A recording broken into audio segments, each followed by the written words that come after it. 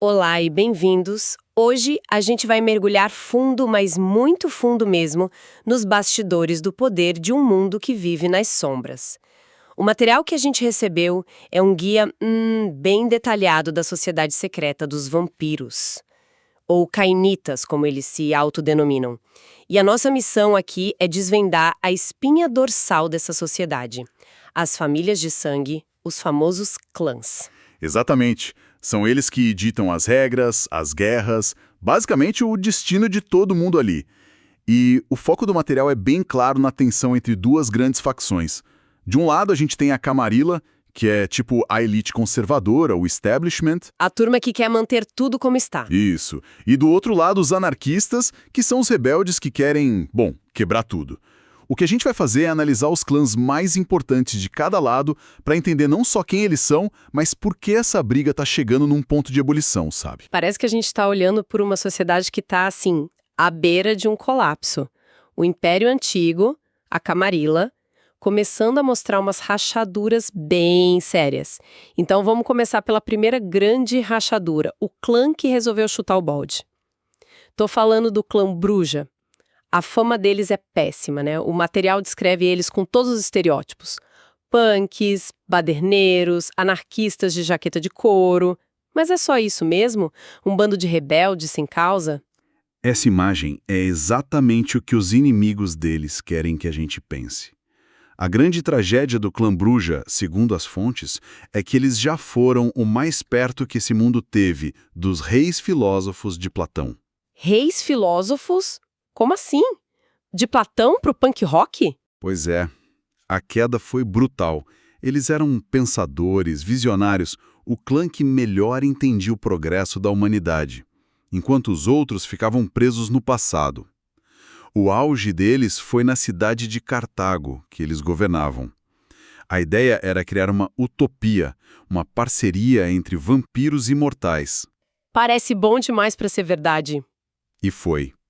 O poder corrompe. Cartago se tornou decadente, cheia de cultos infernais, sacrifícios, e isso deu a desculpa perfeita para o clã Ventru, os rivais históricos deles, marchar sobre a cidade e queimar tudo até o chão. Ah, entendi. Então a fúria que os brujas sentem hoje não é sem sentido. É a fúria de um rei deposto que se lembra do que perdeu. Eles acreditam que essa raiva vem de uma fagulha de vida que ainda resta neles. O que, ironicamente, os torna os mais humanos dos vampiros. Exatamente. Espera aí. O material diz que um único brujá com uma escopeta derrubou um dos pilares da Camarilla e começou um êxodo do clã inteiro. Isso não é só rebelião, é um terremoto político. E que terremoto! O nome dele era Teobel, e o alvo foi Hardstadt, um dos fundadores da Camarilla do clã Ventru. O evento em Praga foi um recado bem claro. Ele não só matou um líder, ele estraçalhou o símbolo da autoridade na frente de todo mundo. Nossa! Depois disso, os Brujá, em massa, abandonaram a Camarilla e se juntaram oficialmente aos anarquistas. Isso mostra o quanto eles são subestimados. São os ativistas, os idealistas, e talvez a melhor antena para captar o espírito do nosso tempo, sabe? O Zeitgeist. Ignorar eles é o maior erro que a Camarilla podia cometer. Ok, se a força dos Bruja vem desse excesso de paixão, dessa fúria quase humana, para onde a gente vai agora? Que tal um clã cujo poder parece vir de um completo descolamento da realidade? Tô falando dos Malkavianos. Ah, o clã da Lua. A pergunta que todo mundo faz é essa mesma. Como é que um clã inteiro de, entre aspas, loucos, consegue não só sobreviver por milênios, mas também manter uma posição de respeito dentro da rígida Camarilla? E qual é a resposta que as fontes dão? A resposta é que a loucura deles não é aleatória. É um oma. É uma forma de percepção aguçada, quase uma profecia. O material sugere que eles enxergam a teia do destino, todas as linhas e conexões que a gente não vê. Mas eles não conseguem processar isso de forma linear. A mente deles quebra. Então eles sempre foram os oráculos, os videntes. Eram ridicularizados até que as profecias se provavam verdadeiras. Exatamente. E tem um exemplo recente disso que é impressionante. Qual? Recentemente, em Jerusalém, O clã inteiro conseguiu entrar em comunhão com o ancestral. Eles tiveram uma visão coletiva, uma premonição sobre a Segunda Inquisição. Que é o nome que eles dão para as agências mortais que caçam vampiros com tecnologia, certo? Isso. E essa visão permitiu que eles alertassem e ajudassem a proteger a Camarilla de um ataque que poderia ter, dizimado a seita. Então, apesar de serem imprevisíveis, eles são conselheiros valiosíssimos. São o sistema de alerta da Camarilla. É impressionante como cada clã tem uma camada tão profunda de história, de política. Entender essas conexões, as alianças, as traições, é quase como estudar um sistema complexo, um jogo de xadrez tridimensional. Exige foco, sabe? Uma capacidade de conectar os pontos. É um mapa mental gigantesco. Cada peça move as outras de maneiras que você nem espera. Exatamente, e esse tipo de habilidade de mapear sistemas complexos, pensar estrategicamente, é crucial em muitas áreas, sabe? Quem gosta de RPG e mergulha em mundos assim, geralmente é uma pessoa mais criativa, inteligente, envolvida com leitura. Com certeza. É um perfil de quem gosta de desafios intelectuais. Pois é. E essa dedicação toda combina muito com o foco necessário para estudar para concursos e provas importantes, seja vestibular, concurso público, concurso militar, OAB ou residência médica.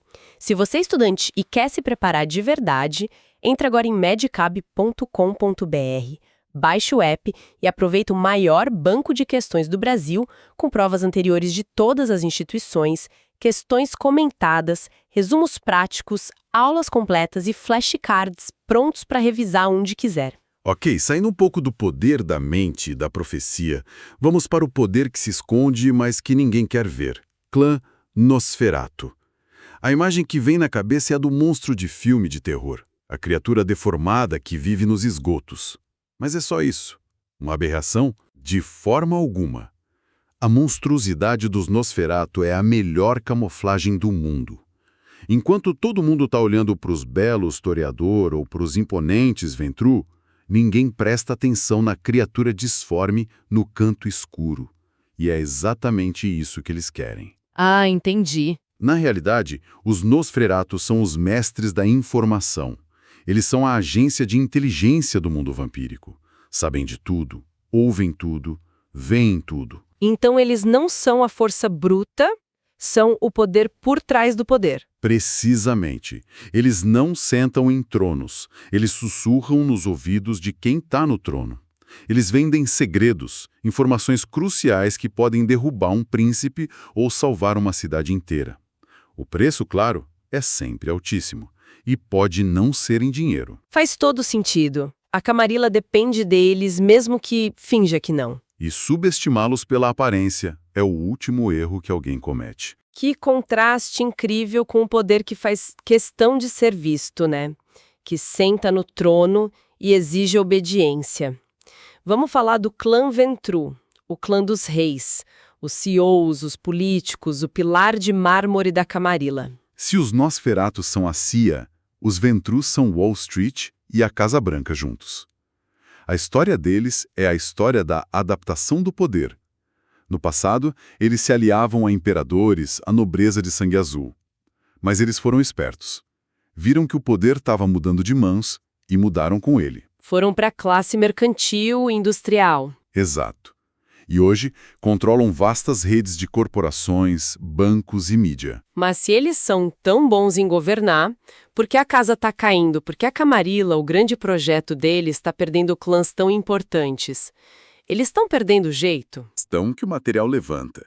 Os Ventrus são mestres em manter o poder, em consolidar.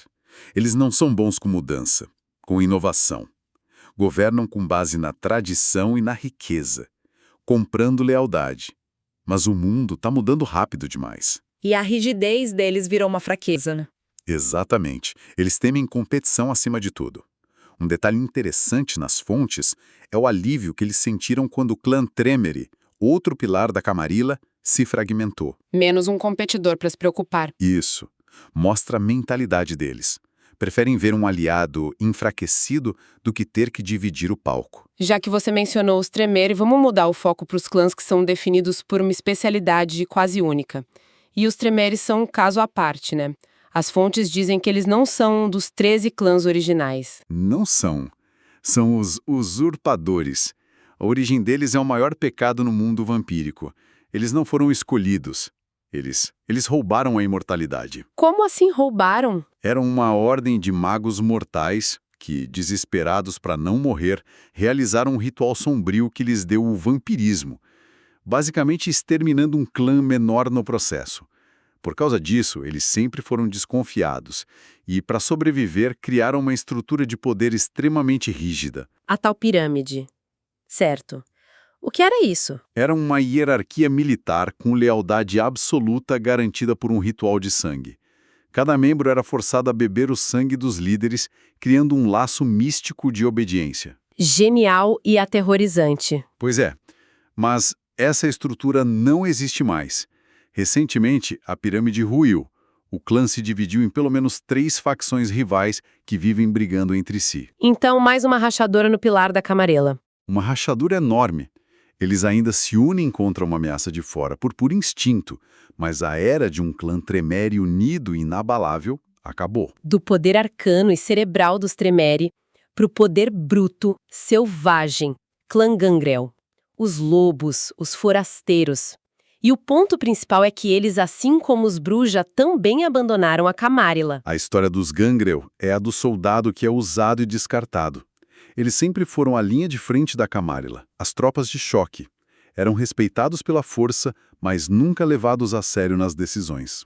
Eram vistos como animais, selvagens demais para sentar na mesa dos reis. E o que foi a gota d'água? Um de seus líderes, um vampiro chamado Xaviar, cansou de ser um peão.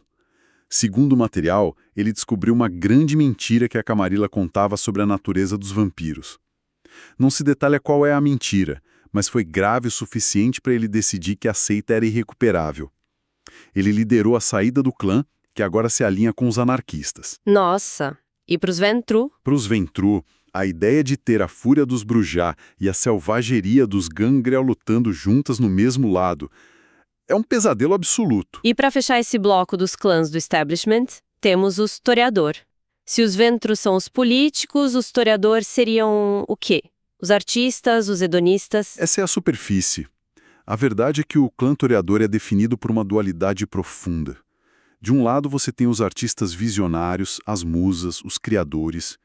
Do outro você tem os depravados, os decadentes, que buscam sensações cada vez mais extremas só para sentir alguma coisa. Mas qual é o poder deles na prática? Além de dar boas festas. Eles têm uma aliança fundamental com os Ventru. É o clássico pão e circo. Ah, claro. Os Ventru governam, mantêm a estrutura, o pão. Os Toreador cuidam da cultura, da beleza, da distração, o circo. O poder deles é sutil, mas imenso. Eles manipulam os desejos mais profundos da alma. Eles definem o que é belo, o que é desejável. E, num mundo de mortais entediados, controlar o desejo é controlar quase tudo. Certo, então o quadro que a gente pintou até agora é de uma ordem antiga em crise, com seus pilares rachando, seus soldados abandonando o barco. O que isso significa para o futuro? O material nos apresenta 2 grupos à margem que podem ser a chave, os Caitiff e os Sanguíneos. É crucial entender a diferença. Os Caitiff são, basicamente, os sem clã.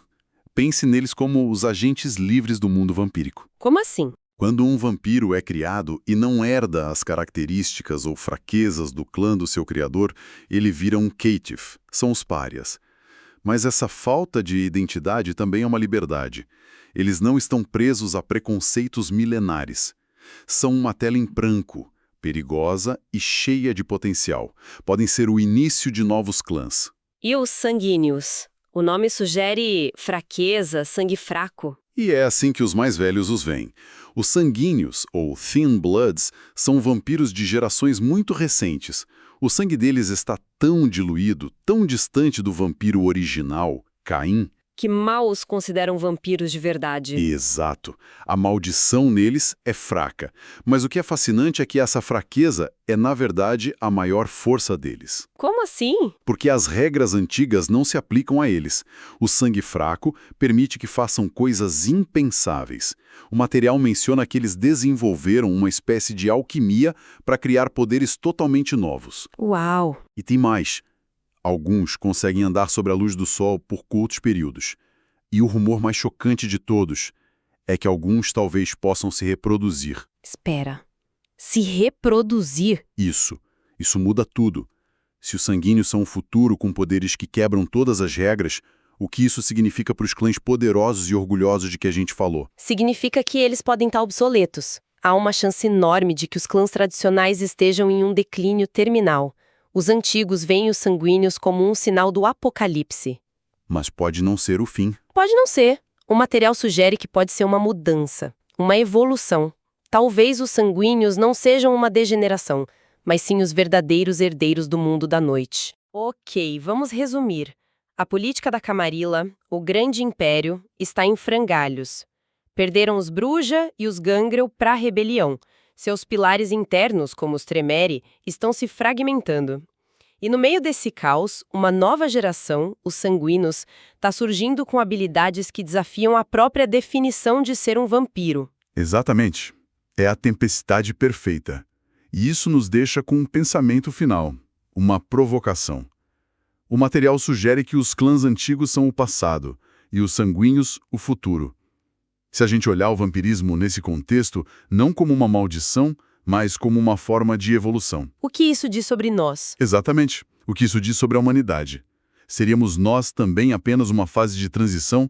Estaríamos só esperando que os nossos próprios sanguíneos, a próxima etapa da evolução humana, surjam e eventualmente nos substituam?